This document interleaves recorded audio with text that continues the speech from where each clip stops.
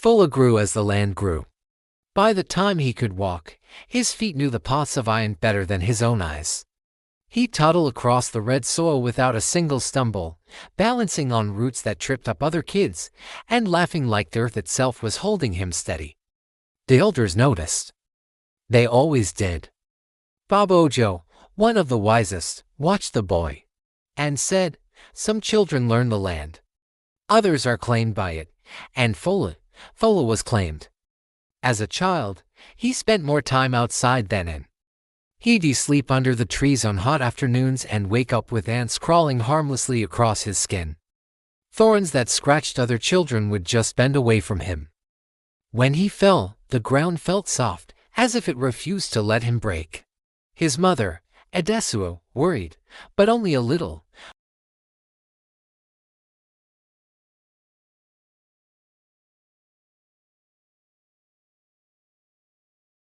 Fola just walked over, placed his small hands on the wheel, and pushed.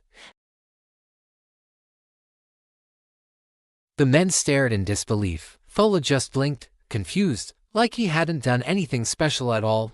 2 years later, when Fola was 8, the rains failed, the soil cracked like broken pottery, and the crops withered. Hunger began to creep into the village, while everyone else prayed. Fola wandered off, drawn by a pull he couldn't explain. He followed it to an old, forgotten hollow where the ground was still cool and damp. Digging with his bare hands, he uncovered a hidden spring. Water flowed again. The village survived. By 10, animals trusted him completely.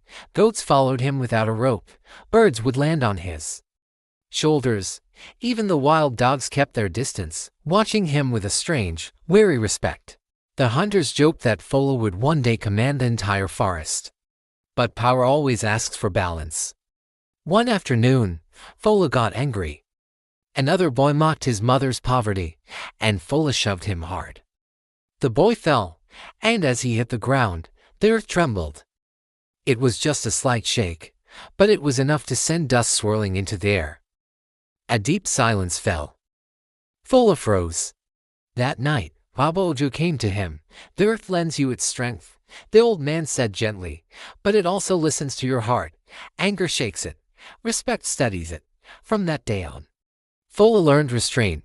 He started to truly listen to the wind in the leaves, to the vibrations under his feet, to the hum of danger carried through the soil.